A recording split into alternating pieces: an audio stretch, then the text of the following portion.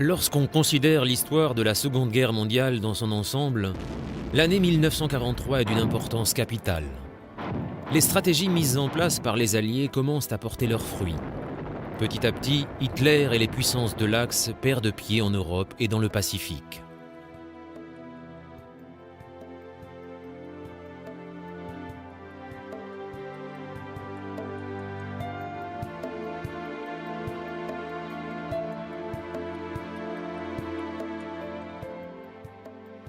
Les Allemands et les Italiens étaient menacés d'une humiliante défaite sur les côtes d'Afrique du Nord, car les armées alliées, sous le commandement du général américain Eisenhower, les contraignaient à abandonner ce continent.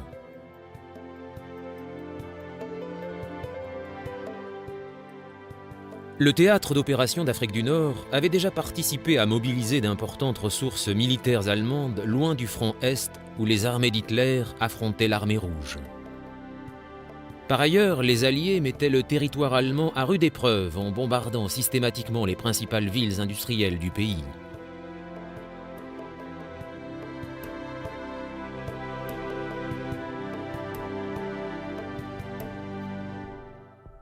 En mer, les Britanniques dans l'Atlantique et les Américains dans le Pacifique commençaient à résister victorieusement aux sous-marins ennemis.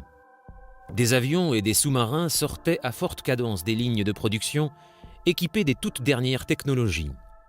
L'utilisation d'avions de patrouille maritime et de porte-avions légers était également en accroissement. La libération de l'Europe n'était pas envisageable avant que la bataille de l'Atlantique ne soit gagnée.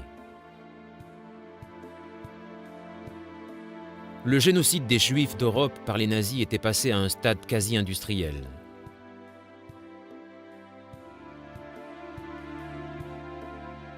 Des comptes rendus de ces atrocités parvenaient enfin à Londres et à Washington. Le Premier ministre britannique Winston Churchill et le président américain Roosevelt jugèrent que la seule réponse possible ne pouvait être que la défaite totale de l'Allemagne nazie et de son idéologie criminelle.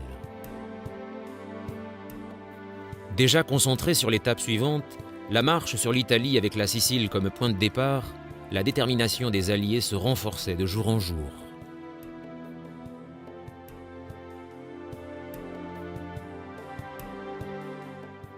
À la fin de 1942, les forces américaines et britanniques avaient réussi leur débarquement en Afrique du Nord.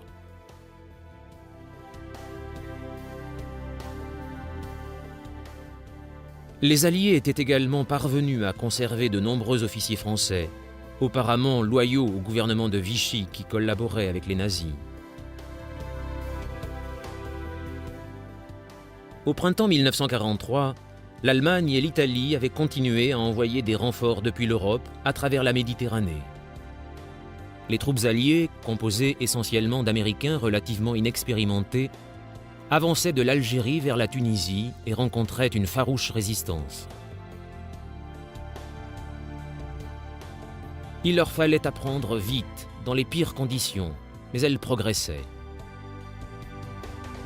Vers le sud, la 8e armée conduite par le général anglais Montgomery avait repoussé les Allemands en Libye et le renard du désert, Erwin Rommel, épuisé par des mois de combat, avait été rappelé par Hitler et remplacé. Dans le Pacifique Sud, les Américains et les Australiens avaient entrepris des opérations qu'ils espéraient transformer en une série de victoires dans les îles Salomon, au nord de l'Australie.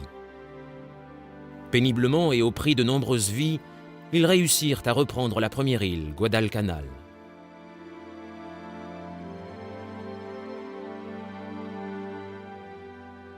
À partir de cette reconquête, ils ne laissèrent aucun répit aux Japonais.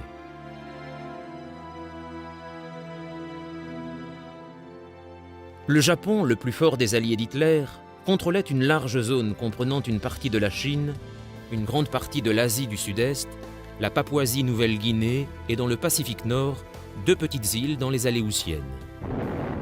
Il était essentiel de maintenir les Japonais sur la défensive pour les empêcher de renforcer leur position sur les îles du Pacifique qu'ils détenaient, d'y construire leurs bases aériennes et de faire de ces territoires des zones sûres.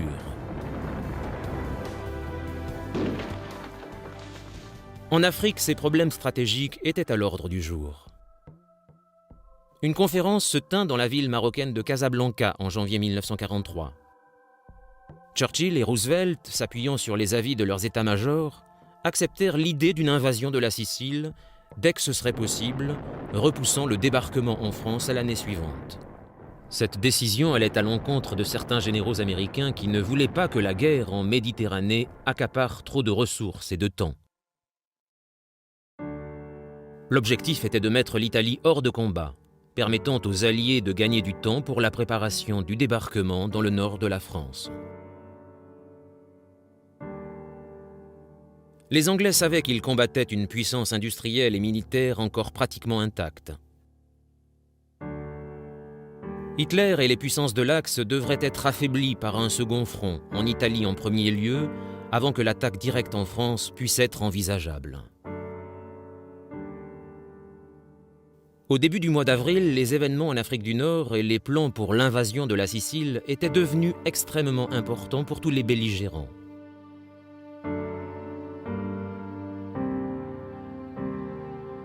Le commandant des forces allemandes en Méditerranée et en Afrique du Nord, le général Kesselring, pouvait féliciter ses troupes d'avoir ralenti l'avancée alliée à l'ouest de la Tunisie. Le temps ne jouait pas en faveur des Allemands et des Italiens. Les forces de l'Axe étaient doucement mais sûrement repoussées vers la capitale, Tunis. Les panzers, améliorés après les affrontements contre les tanks lourds soviétiques, jouèrent un rôle important dans ces combats. Cependant, les Britanniques et les Américains renforçaient rapidement leur position, mobilisant un nombre grandissant de tanks et d'avions en Afrique du Nord. De nombreux aérodromes étant désormais sous leur contrôle, ils étaient capables d'apporter à leurs troupes un soutien aérien efficace.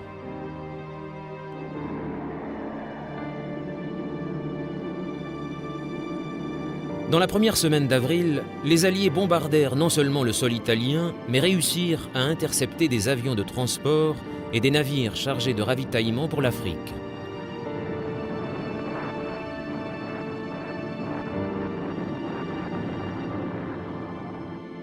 Se déplaçant avec précaution, des sapeurs travaillaient à la détection de mines et aux réparations des cratères sur la route.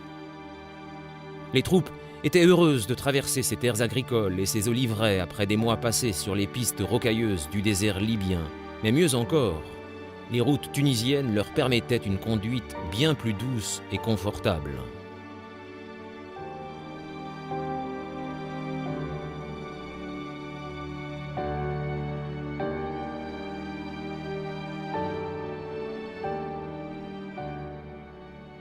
Plantant ses banderilles sur Kesselring, le général américain Eisenhower était le commandant en chef des forces alliées en Méditerranée, secondé par le maréchal Harold Alexander.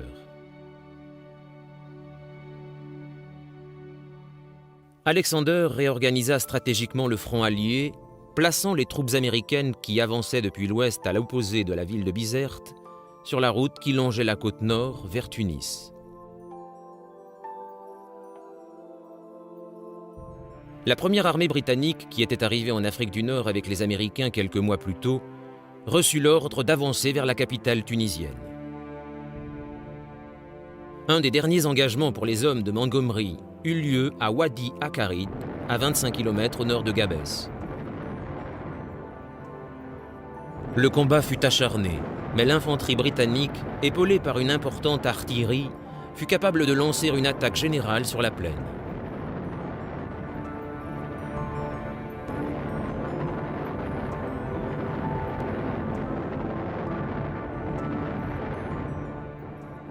Le soir du 7 avril, les Américains et les Anglais de la première armée arrivèrent au contact des soldats de la 8e armée qui, pour la plupart, n'avaient jamais rencontré de soldats américains auparavant.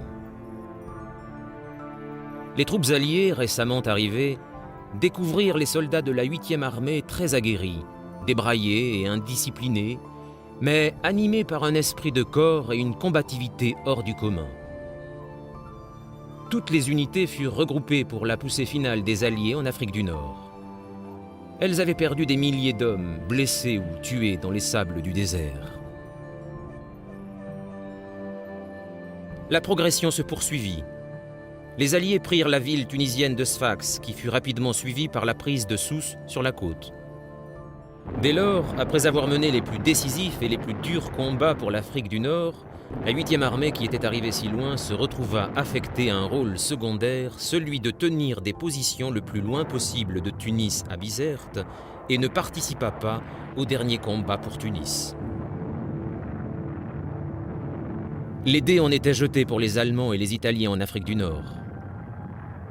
Chez les Italiens, les failles dans leur alliance avec l'Allemagne étaient de plus en plus perceptibles, aggravées par l'imminence d'un débarquement allié sur leur territoire. De nombreux soldats italiens étaient prisonniers et le soutien à l'Axe était de moins en moins évident dans la population. L'enthousiasme pour la guerre n'avait pas été très grand en 1940. La Libye dont Mussolini voulait faire le joyau de la couronne du nouvel empire italien était désormais perdue. Le Duce ne récoltait donc de ces combats que des bénéfices dérisoires. D'autre part, le traitement des travailleurs italiens envoyés en Allemagne n'était pas des meilleurs. Même leur leader, Benito Mussolini, se posait des questions sur les intentions d'Hitler, car les promesses d'approvisionnement de charbon et de pétrole que l'Allemagne avait promis ne s'étaient jamais matérialisées. Lorsqu'Hitler et Mussolini se rencontrèrent près de Salzbourg en Autriche, tous deux apparurent tendus. L'entourage d'Hitler fut frappé de voir à quel point Mussolini paraissait découragé et malade, plaidant pour que soient entamés des pourparlers de paix avec les Alliés.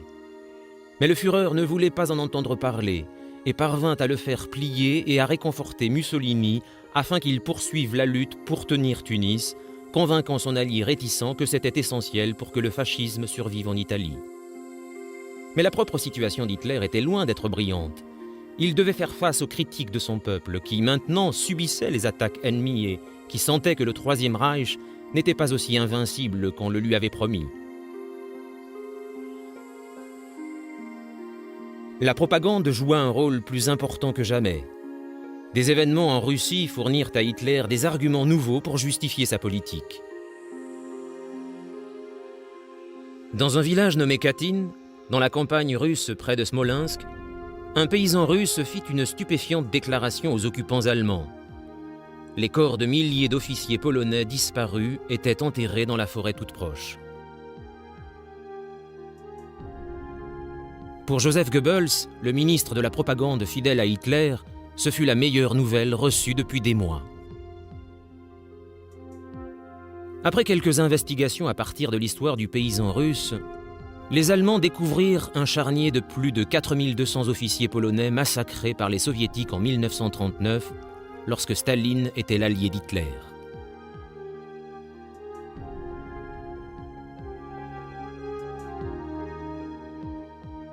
La position russe était délicate en raison de leur nouvelle alliance avec les Anglais et les Américains après l'opération Barbarossa. Les Alliés considéraient Staline avec beaucoup de suspicion.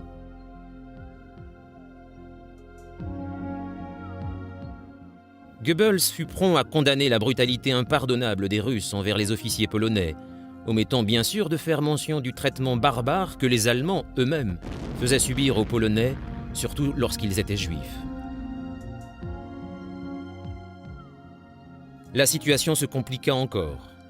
Le gouvernement polonais en exil à Londres depuis 1939 désirait que les atrocités de Katyn entraînent la fin de l'alliance avec les Soviétiques. Il fallut d'habiles manœuvres politiques pour maintenir cette délicate alliance. Les officiels responsables, américains et britanniques, réussirent à empêcher ce qui aurait pu être une scission désastreuse dans le pacte allié. De surcroît, la Pologne allait rester sous les feux de l'actualité, car entre avril et mai, les événements dans la capitale, Varsovie, occupée par les Allemands, allaient faire les gros titres. L'Europe de l'Est de 1943 gardait trop de secrets et dissimulait beaucoup trop d'horreurs. Au début du mois d'avril, une nouvelle chambre à gaz fut ouverte dans le camp d'Auschwitz, un des 6 camps d'extermination installés sur le territoire polonais. Des milliers de déportés, principalement des Juifs venus des nations européennes occupées, ainsi que des Polonais et des Gitans, étaient acheminés à bord de wagons à bestiaux.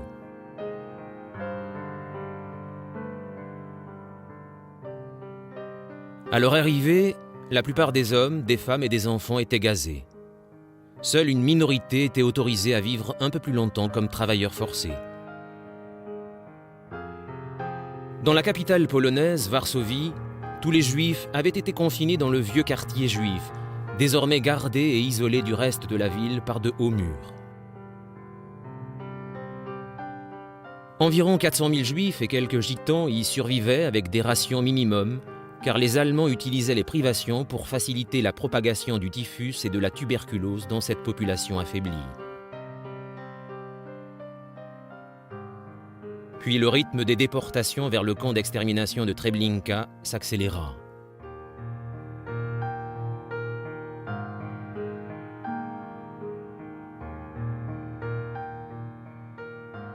En avril 1943, seulement 60 000 personnes restaient dans le ghetto de Varsovie, principalement de jeunes adultes.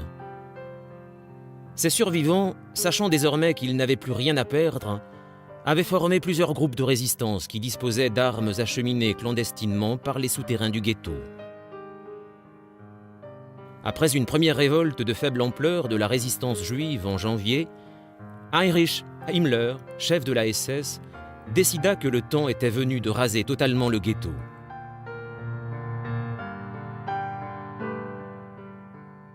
Le 19 avril, il y envoya les SS avec des chars, des lance-flammes et des unités de démolisseurs. En dépit de la résistance désespérée des groupes pourtant sommairement armés, les Allemands réduisirent tout en cendres. 13 000 Juifs polonais furent massacrés au cours de cette révolte. Le soulèvement du ghetto avait été un acte de défi courageux et désespéré, mais il donna un avant-goût de ce qui attendait Hitler et ses généraux dans un proche avenir.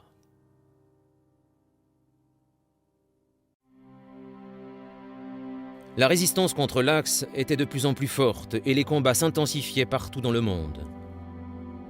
Pour les Alliés, le temps était à la planification et aux études stratégiques. Garder les routes maritimes ouvertes pour acheminer les troupes à destination était d'une importance vitale. Tandis que la marine britannique reprenait la main en Atlantique Nord, sur le théâtre d'opérations du Pacifique Sud, les pilotes américains et les marines étaient à la pointe de la contre-attaque contre le Japon.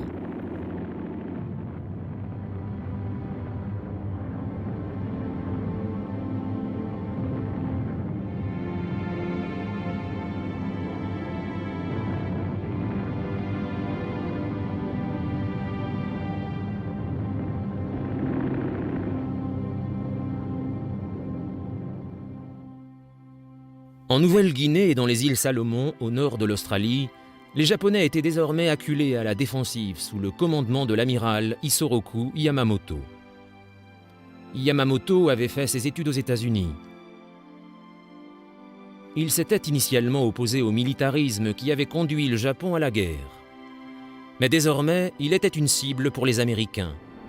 Il était celui qui avait imaginé et planifié l'attaque contre Pearl Harbor en décembre 1941. Les Japonais voyaient en lui un héros de la nation. Les Américains, eux, étaient désireux d'éliminer le responsable de milliers de morts.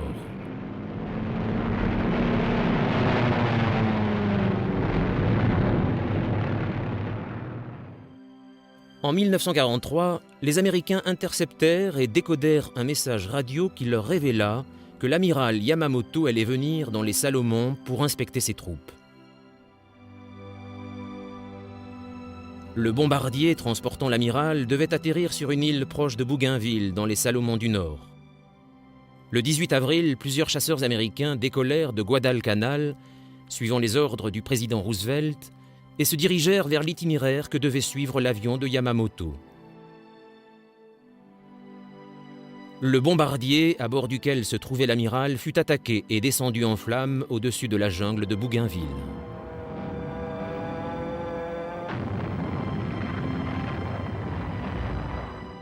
Le corps de Yamamoto fut découvert par une expédition de recherche japonaise, mais Tokyo n'annonça sa mort que des semaines plus tard, de peur que cela n'affecte le moral de la population. Les Américains, de leur côté, ne pouvaient pas fêter leur triomphe publiquement car cela aurait révélé qu'ils avaient cassé le code de communication de la marine japonaise. Eux non plus n'annoncèrent pas la mort de Yamamoto.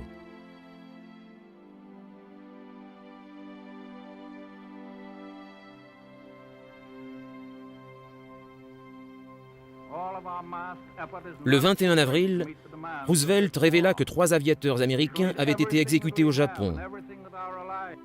Ces 3 hommes, 2 pilotes et un mitrailleur, faisaient partie des 80 hommes qui avaient survécu au raid conduit par le lieutenant-colonel Jimmy Doolittle auparavant.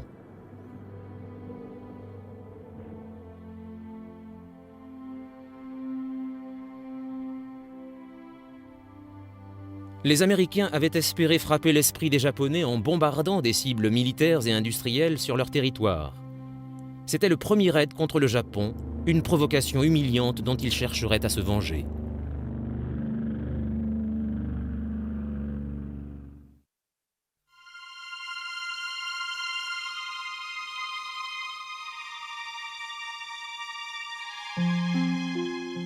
La nouvelle de cette exécution de prisonniers de guerre horrifia les Américains. Roosevelt annonça que les responsables n'en resteraient pas impunis. Un message qui était aussi un avertissement aux Japonais concernant le traitement des quelques 17 000 Américains alors détenus par l'Empire du Soleil Levant.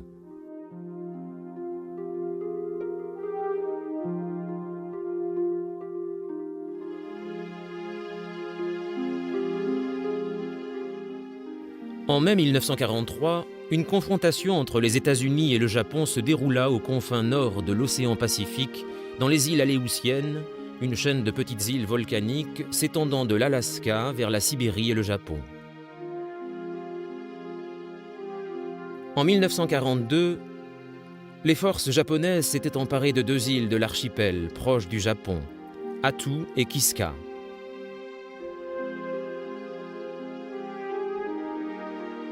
Grâce à leurs services de renseignement, les Américains ne prirent pas en compte cette invasion, car ils savaient que ce n'était qu'une diversion et qu'en fait, les Japonais allaient attaquer l'île de Midway, dans le Pacifique central, une île stratégiquement plus importante. La propagande japonaise avait largement exploité cette invasion des Aléoutiennes, et maintenant les Américains voulaient les en chasser. Ils avaient commencé à bâtir un aérodrome sur l'île d'Adak, proche de l'Alaska.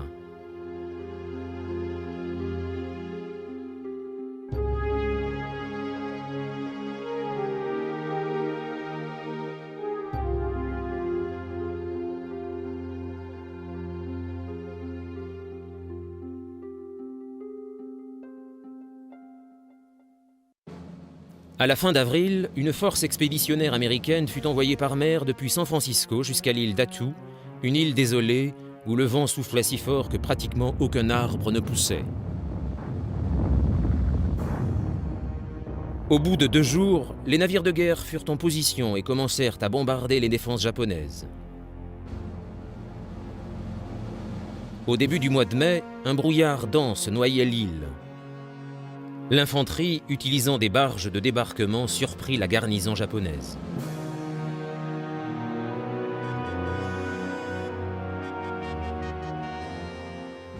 Au cours de violents combats qui se déroulèrent durant tout le mois de mai, les soldats américains parvinrent à atteindre la vallée conduisant vers Chicago Harbor. Mais les Japonais ne se rendirent pas.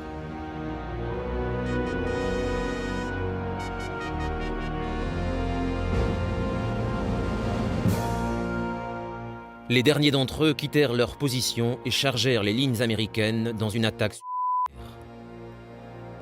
Elle n'eut aucun résultat.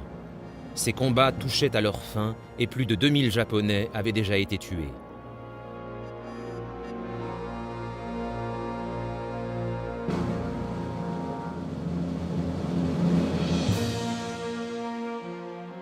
Les Américains eux-mêmes avaient perdu 500 hommes et plus de 2000 furent évacués, victimes du froid ou de la maladie.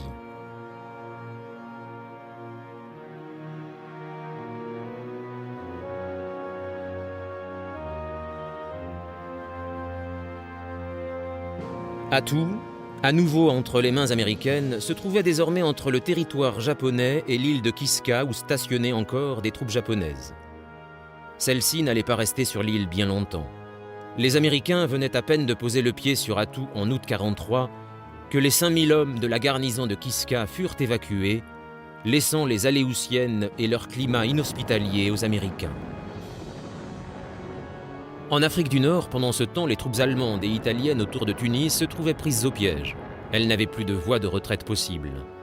En dépit de la requête de Rommel, adressée à Hitler et à Mussolini d'évacuer ces hommes d'Afrique du Nord et de les préparer à empêcher un débarquement allié en Europe, les Allemands continuèrent à acheminer troupes et matériel à Tunis, et ce, pratiquement jusqu'à la dernière minute.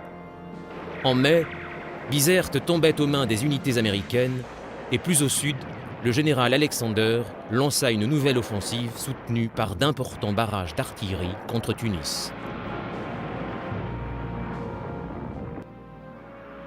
Très vite, les premiers véhicules blindés anglais pénétrèrent dans la ville. Aussitôt, des milliers d'habitants sortirent dans les rues pour les accueillir, lançant des fleurs aux soldats.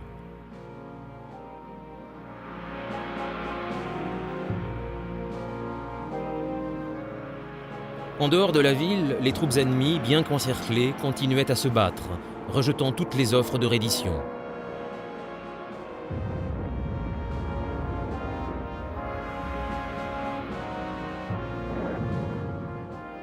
Kesselring avait déjà quitté le continent africain lorsque finalement, à la fin de la deuxième semaine de mai, les Allemands acceptèrent leur sort et se rendirent. Les prisonniers de guerre s'entassaient dans les camps. 125 000 Allemands et 115 000 Italiens. C'était la plus grosse concentration de prisonniers à ce stade de la guerre, avec pour conséquence de graves problèmes logistiques.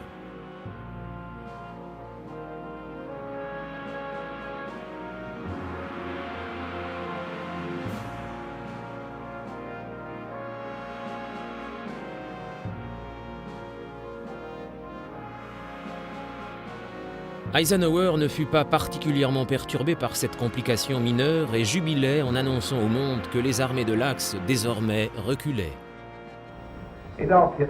Adolf Hitler avait une armée qu'on appelait l'Afrika Korps, commandée par le général Erwin Rommel, connu aussi sous le surnom de Renard du désert. Les troupes du Renard ont été détruites. Tous les hommes de cette armée envoyés en Afrique pour se battre sous les ordres de Rommel ont été tués ou capturés.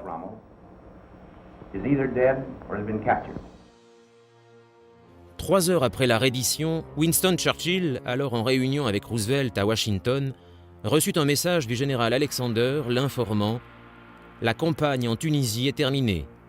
Toute résistance ennemie a cessé. Nous sommes les maîtres des côtes de l'Afrique du Nord. » Après 3 ans de combats, succès et revers dans les déserts et dans les montagnes, les Alliés finalement récompensés pouvaient célébrer la fin de la mainmise de l'Axe sur cette partie de l'Afrique.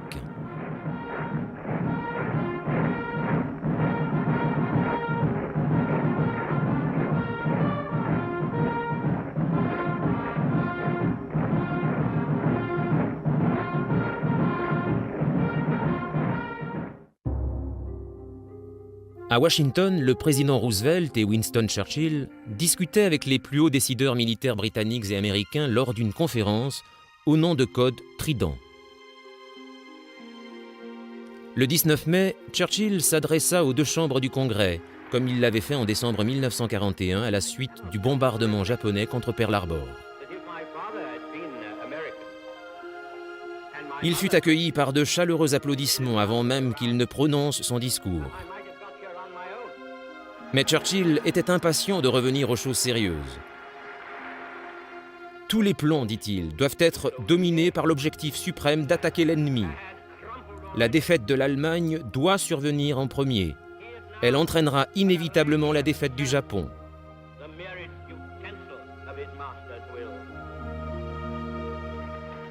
Il existait des désaccords entre les commandants alliés sur la marche à suivre concernant les opérations à venir. Churchill demandait qu'un débarquement ait lieu directement en Italie, ce qui, pensait-il, servirait à attirer des soldats allemands loin du front russe, où Staline se battait toujours pour la survie de son pays.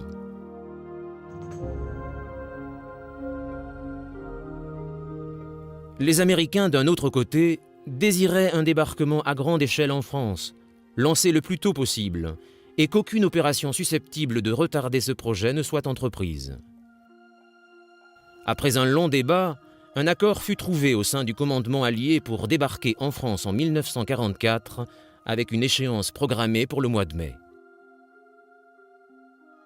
Churchill obtint satisfaction quant à la campagne d'Italie, moins prioritaire, afin d'obliger ce pays à cesser les hostilités. De furieux combats se déroulèrent dans l'Atlantique. Avant qu'un débarquement en France puisse avoir lieu, les Alliés savaient que la bataille de l'Atlantique devait être remportée. Or, les lourdes pertes subies au début du printemps avaient sérieusement affecté l'approvisionnement des îles britanniques. La peur était grande que les Allemands ne gagnent la guerre sur mer.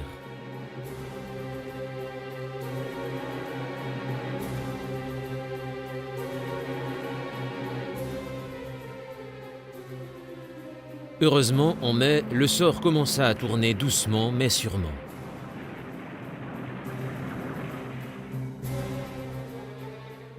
À la fin du mois, un quart de toute la force opérationnelle des sous-marins allemands avait été coulé. Le fils de l'amiral Dönitz, commandant en chef de la marine, périt avec son équipage le 19 mai. Quelques jours plus tard, le commandement décida qu'il était temps de se retirer de l'Atlantique Sud.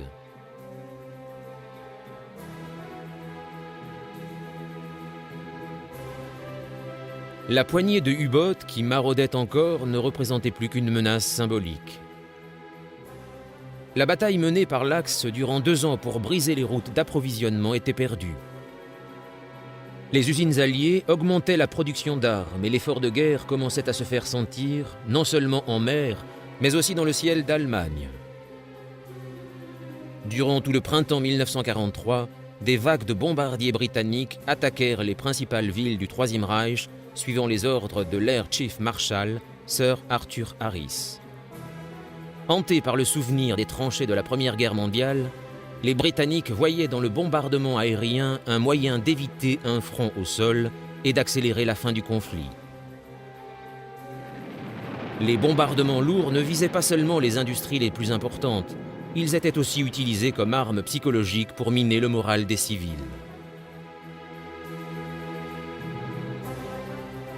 Pendant la guerre, des centaines de milliers d'Allemands se sont retrouvés sans abri à la suite de ces attaques. Les conditions de vie se détérioraient dans les villes. Dans le même temps, le soutien à Adolf Hitler inévitablement faiblissait. En mai 1943, la RAF mit au point les derniers détails d'un raid particulièrement audacieux pour faire sauter les barrages de la Ruhr en Allemagne.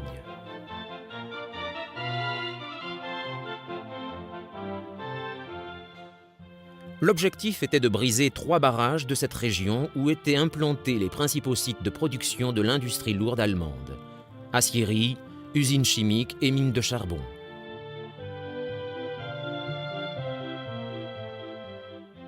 Dans le plus grand secret, un ingénieur aéronautique nommé Barnes Wallis mit au point une bombe en forme de tonneau dont il espérait qu'elle rebondisse à la surface de l'eau vers le barrage, en évitant ainsi les filets anti-torpilles qui le protégeaient. La bombe, ensuite, devait couler le long de la paroi du barrage avant d'exploser. Le 16 mai, le raid aérien détruisit avec succès les 2 premiers barrages, mais le 3e demeura intact. Des millions de litres d'eau jaillirent des brèches des 2 barrages, inondant des mines, coupant routes, voies ferrées, canaux et approvisionnements en eau. Au moins 1650 personnes périrent noyées. Malheureusement, seulement 9 des 19 avions de la RAF parvinrent à rentrer à leur base et 53 hommes d'équipage furent tués en action dans cette opération. En dépit de ces pertes, cet événement fut une bouffée d'air frais pour le moral des Britanniques, toujours soumis aux raids de la Luftwaffe. Quant aux populations de l'Europe occupée, la vision de ces bombardiers alliés en route pour l'Allemagne leur redonnait espoir.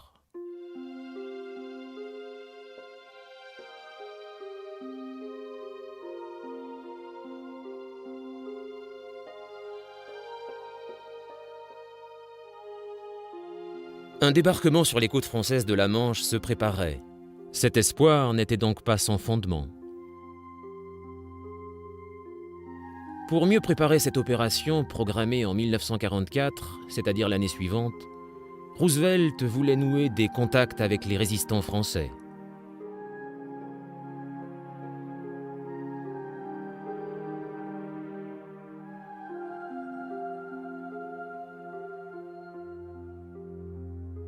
Les Français avaient été profondément divisés par la Seconde Guerre mondiale. Il y avait des divisions entre ceux qui soutenaient le général de Gaulle, basé à Londres, et ceux qui soutenaient le gouvernement collaborationniste du maréchal Pétain à Vichy. Il y avait également de profondes divisions au cœur de la résistance, en particulier dues aux communistes qui ne soutenaient pas de Gaulle.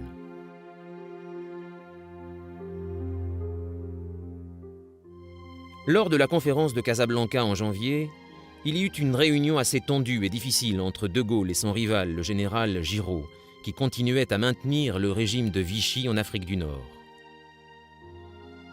Cependant, conjointement à la tête des forces françaises libres, ils appelèrent tous les Français à rallier leur cause. Plus tard, le Conseil national de la résistance fut instauré pour organiser les divers groupes de résistance qui menaient des opérations de sabotage contre l'occupant. Une partie de la population française faisait ce qu'elle pouvait pour venir en aide aux Alliés.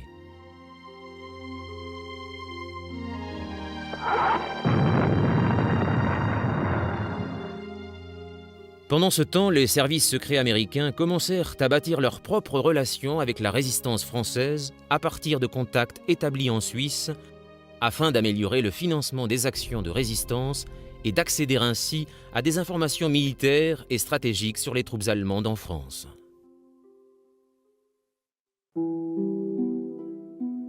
Mais combattre pour la liberté ne se faisait pas sans risque. Peu de temps après la première réunion du nouveau Conseil national de la résistance, beaucoup de chefs de réseau furent arrêtés. Au cours de la guerre, de nombreux hommes et femmes qui combattaient les troupes d'occupation en France furent incarcérés, torturés et tués par la Gestapo. Mais en dépit de ces dangers, le combat n'avait jamais cessé. En Europe, le processus du génocide s'accélérait. À l'été 1943, plus de la moitié des Juifs d'Europe avaient été massacrés. Assez fiers de leur programme d'extermination, les nazis n'ont jamais évoqué les détails de ces opérations dans leur propagande, utilisant des euphémismes tels que « action spécifique » ou « mesure spéciale ».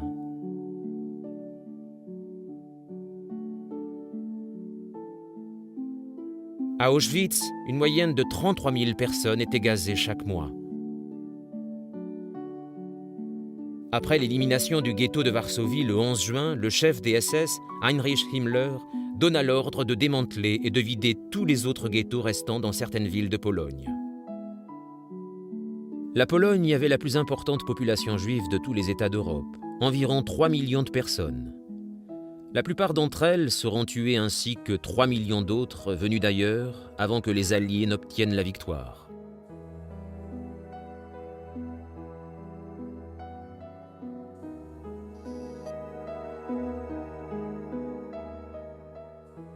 Plus à l'est, dans les pays baltes et dans la partie de l'Union soviétique occupée par les nazis, les unités spéciales de la SS, les Einsatzgruppen, agissaient librement derrière les troupes de première ligne.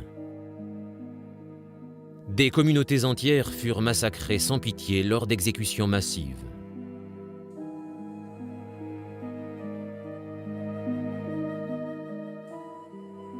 Pendant que les nazis poursuivaient leur guerre de terreur, les Alliés se rapprochaient. Faisant suite aux accords de la conférence Trident à Washington, les préparatifs du débarquement en Italie commençaient. L'Afrique du Nord, maintenant débarrassée des troupes de l'Axe, Eisenhower concentra son attention sur Mussolini dans le but de le pousser à cesser la guerre. Les bombardiers américains intensifièrent leurs attaques contre les ports, les aérodromes et les zones industrielles. En Sicile, les villes de Palerme, Catane et Syracuse furent visées.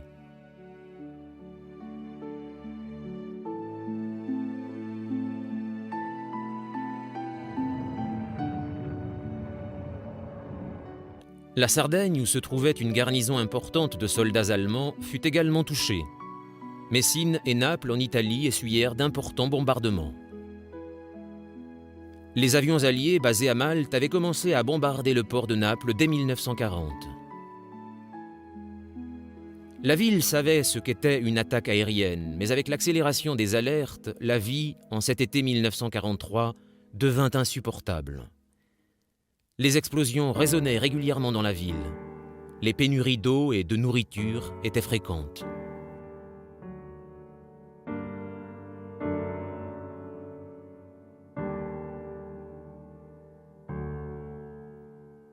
En dépit d'importants renforts, la puissance aérienne allemande en Italie marquait le pas face à l'aviation alliée. Les Napolitains subirent l'un des plus importants bombardements qu'ils aient jamais connus jusqu'alors. Les Allemands furent incapables d'envoyer les avions et les batteries de DCA que Mussolini avait réclamés en urgence.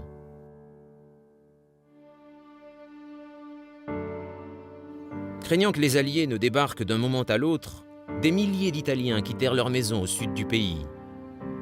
Convaincus que ce n'était qu'une question de temps avant que le haut commandement allié ne lance l'attaque, les Allemands déplacèrent des troupes de la France vers l'Italie.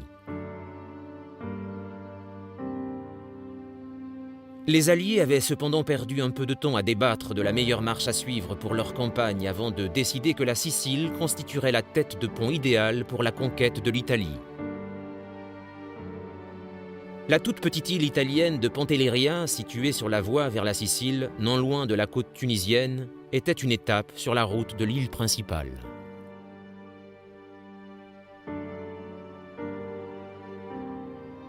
Avec ses falaises abruptes, Pantelleria avait été utilisée comme base aérienne et sous-marine par les forces de l'Axe. De nombreuses attaques avaient été lancées contre les navires britanniques en Méditerranée à partir de cette île. Selon Winston Churchill, Pantelleria était une épine dans le pied et posait désormais un problème pour l'invasion de la Sicile.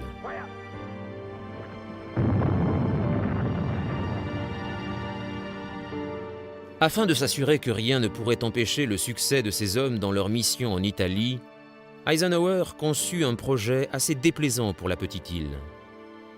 Lui et son état-major voulaient vérifier s'il était possible d'affaiblir une telle cible par les airs afin de pouvoir ensuite l'envahir avec un effectif réduit.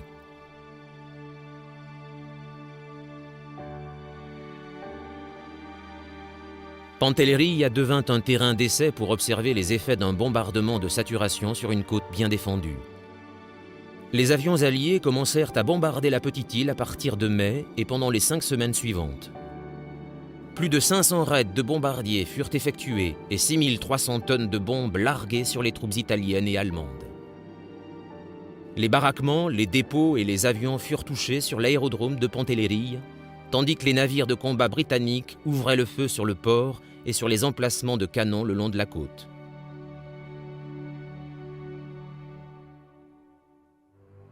Le 10 juin, l'offensive atteint son paroxysme. Des vagues entières de bombardiers décollèrent depuis la Tunisie, bombardant l'île jour et nuit, ne s'arrêtant que pour laisser le temps aux Alliés d'inviter l'île à se rendre.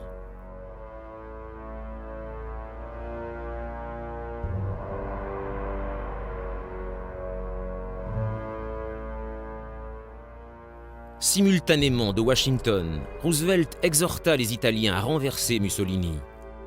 Ceux qui voulaient se débarrasser du dictateur étaient nombreux, mais il allait rester au pouvoir encore un moment. À Pantelleria, aucune reddition n'ayant eu lieu, une division d'infanterie britannique quitta la côte tunisienne à bord de navires de débarquement. Vers 11 h du matin, le 11 juin, un avion allié repéra une croix blanche sur l'aérodrome, juste avant que l'infanterie n'arrive sur la plage. C'était la première fois dans l'histoire qu'un territoire ennemi capitulait uniquement à la suite d'un bombardement, avant même que les troupes n'aient posé le pied sur le sol. L'opération avait prouvé que les Alliés ne plaisantaient pas. Eisenhower pouvait désormais se concentrer sur les préparatifs de l'invasion de la Sicile. De l'autre côté du globe, sur le théâtre d'opérations du Pacifique, les événements s'accéléraient. Les Alliés reprenaient la suprématie sur les mers.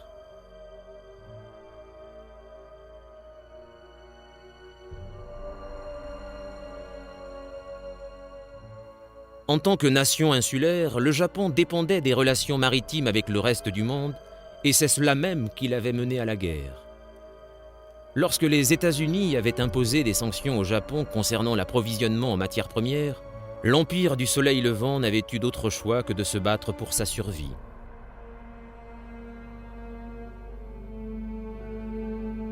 En 1943, les Japonais, devant défendre et administrer de nouveaux territoires, étaient confrontés à des difficultés considérables. Il était vital pour eux que les liaisons maritimes soient maintenues, permettant l'envoi de troupes et de munitions jusqu'aux garnisons du Sud les plus isolées.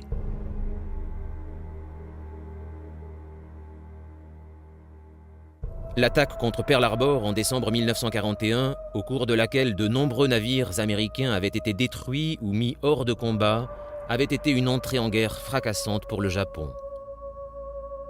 Ces troupes ne rencontrèrent que peu d'opposition dans la conquête des îles autour du Pacifique. Leur ennemi, encore en état de choc, les Japonais firent tout ce qui était possible pour mettre à profit leur succès à Pearl Harbor.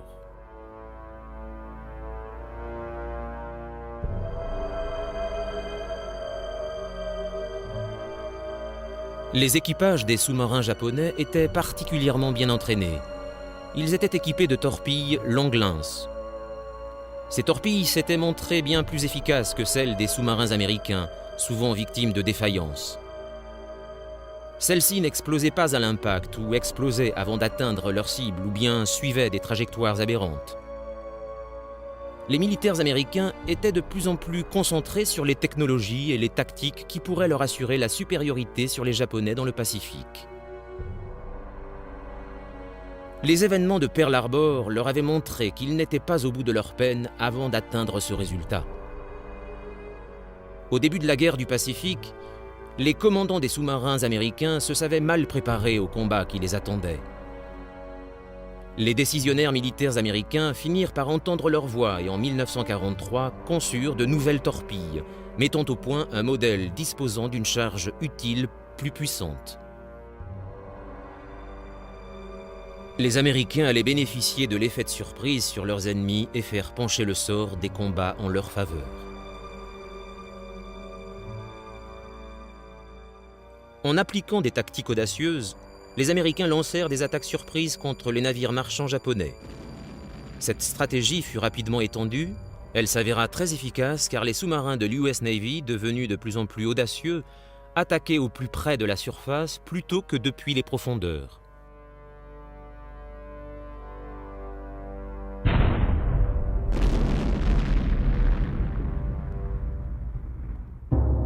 Un an auparavant, les casseurs de code avaient réussi à déchiffrer les codes de la marine japonaise.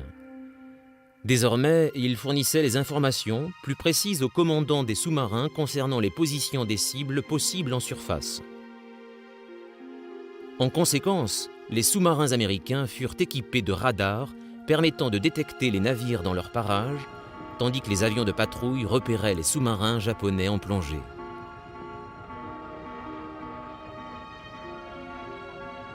Le rythme des attaques contre les navires japonais augmenta significativement tout au long de 1943, les Américains attaquant autant les navires militaires que les navires marchands et même les flottes de pêche. Doucement mais inexorablement, les Alliés reprenaient la main dans les eaux agitées du Pacifique. Le général Douglas MacArthur, commandant suprême des forces alliées dans le Pacifique du Sud-Ouest, représentait pour les Japonais un ennemi implacable en mer, dans les airs et sur terre. S'assurer de la supériorité aérienne était une préoccupation constante dans le Pacifique Sud, où les troupes américaines et australiennes progressaient désormais de plus en plus à l'intérieur de la limite du périmètre sud des possessions japonaises.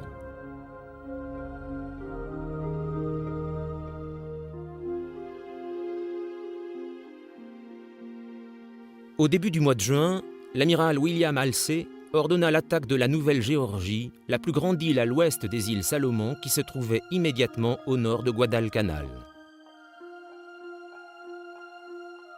Les Américains avaient été avertis que les Japonais construisaient un aérodrome à Munda, la plus grande colonie de la Nouvelle-Géorgie. Des attaques aériennes contre les troupes américaines auraient représenté un danger important. Les Japonais, eux, craignaient que si les Américains parvenaient à tenir Guadalcanal, cela leur offrirait un point de départ pour des opérations de reconquête des îles, les unes après les autres, vers le nord des Salomon. Ceci mettrait la base stratégique de Rabaul sur l'île de la Nouvelle-Angleterre, cruciale pour les Japonais sous la menace directe des Américains.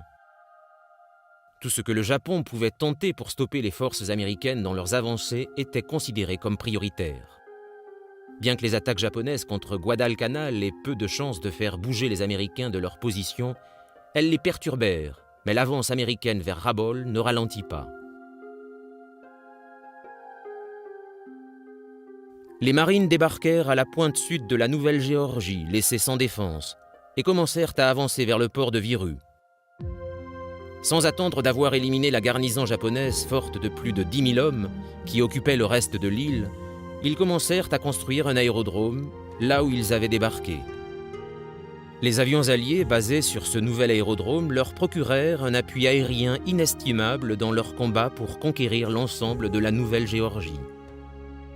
Lorsque la base aérienne de Munda tomba entre les mains des Alliés quelques semaines plus tard, les troupes de Guadalcanal, qui combattaient toujours les derniers bastions de résistance japonaise, furent un peu soulagées.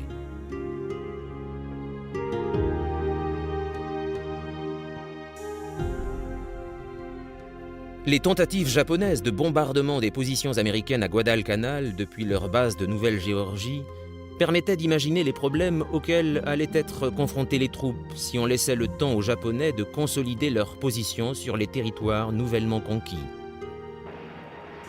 La culture japonaise de ne jamais baisser les armes signifiait que chaque kilomètre carré de territoire dans le Pacifique, sur terre ou sur mer, serait défendu jusqu'à la mort. Les Alliés avaient un objectif terriblement difficile à atteindre. Le coût, en termes de vies sacrifiées, allait devenir impressionnant. Mais c'était le prix à payer pour mettre fin à l'expansionnisme nippon dans le Pacifique.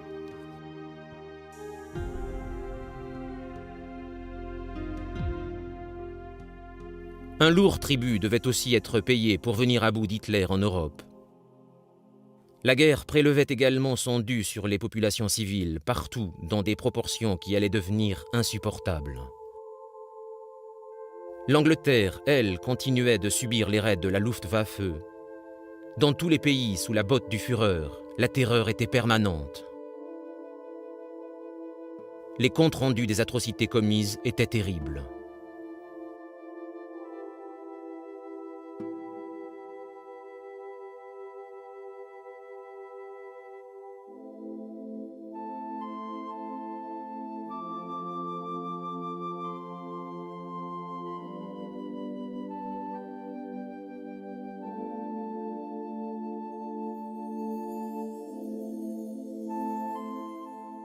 Sur le plan militaire, la préoccupation immédiate des Alliés était le débarquement en Sicile. De nombreuses questions restaient en suspens, spécialement celles qui concernaient la réaction politique lorsqu'ils débarqueraient en Italie.